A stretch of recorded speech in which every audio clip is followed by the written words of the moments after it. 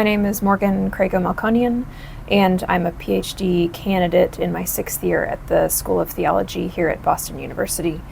And I'm studying the history of Christianity, and my area of interest is modern Christian history with a geographic focus on Brazil and the United States, and with thematic interests in cooperation and conflict between different Christian traditions, and also international missionary organizations and transnationalism. My dissertation is a historical project focusing on the writings of a group of Brazilian Protestant leaders in the middle of the 20th century.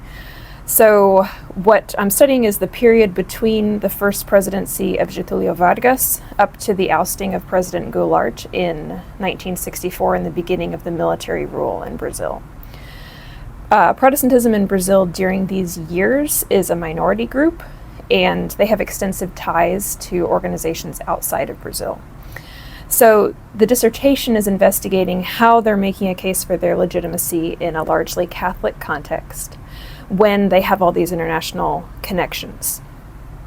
The way they do it, I argue, is by showing that Protestants are uniquely socially beneficial to the nation and that they can be both Brazilian and Protestant at the same time.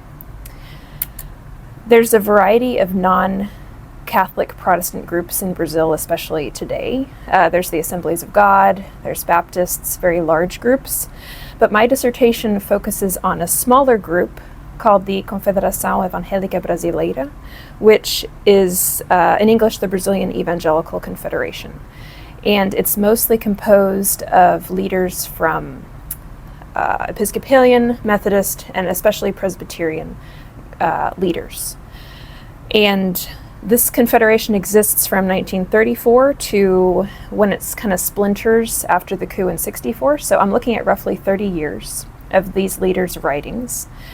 And what they're doing is they're highlighting their patriotism and their social value by doing what they call social action.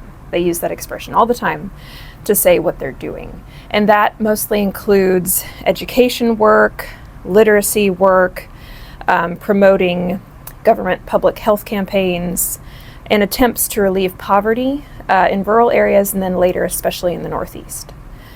And in the dissertation, I'm arguing that they are shifting in how they talk about this social action. In the beginning, which makes sense because in the beginning they're under a more authoritarian regime with Vargas's Estado Novo. What they're doing is cooperating with government initiatives in education and healthcare, especially for their social action. There's a little bit involvement in constitutional conventions, but that's kind of on the side. But, however, in the 50s, there's more of a shift of interest in electoral politics and using that to address agrarian reform, land redistribution, and northeastern poverty.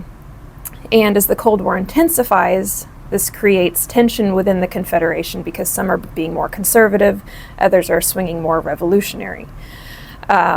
And as certain leaders in the Confederation become under military investigation after the coup, the denominations kind of pull back from the Confederation and it basically falls apart. So the dissertation is fascinating because it's covering themes of the ways that minority groups try to create legitimacy in a context where they have to make a case for it.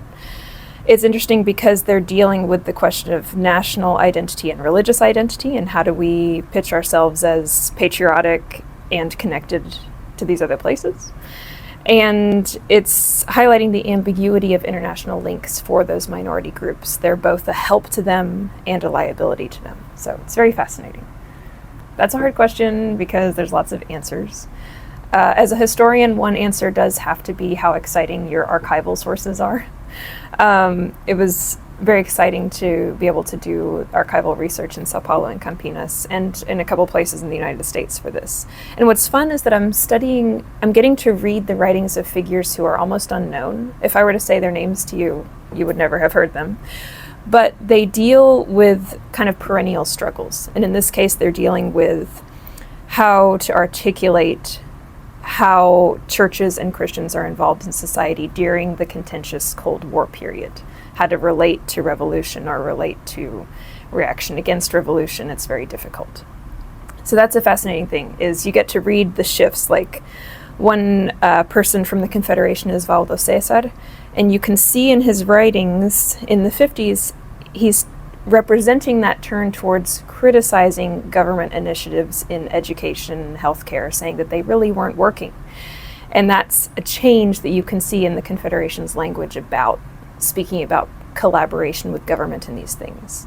Or reading the writings of Eunice Weaver, who was a very important Brazilian ecumenical leader who connected developments in Brazilian healthcare with international trends in the treating of Hansen's disease. So she's writing a lot about bringing best practices from abroad to her own nation, which is fascinating and relatively unknown.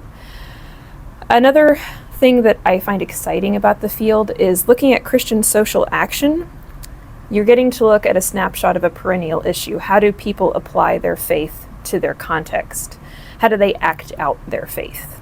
Because in this case, Christians believe that they have something good to share beyond themselves, but motivations, like all human motivations, are mixed and skewed and shaped by political and social context. So what's fascinating about the dissertation is it allows me to see how a specific group of Christian leaders, the ecumenical Brazilian Protestants that I'm reading, in the middle of the 20th century, are changing in how they articulate what the social implications of their faith are. And so it's a fascinating case study of something that's perennial. Those are two things that I really find fascinating about the project. I know about CURA from the beginning of my time here in the doctoral program. I remember the assistant director of the Center for Global Christianity, Daryl Ireland, mentioning that it's a great way to get together with other scholars across the university who converge on the subject of religion. And it's a great opportunity to get together, to share papers, to get feedback from people who are outside, for me, outside the School of Theology. So I'm going to think, oh, what was an anthropologist going to say about my paper? What's an expert in Latin American politics going to say about my paper?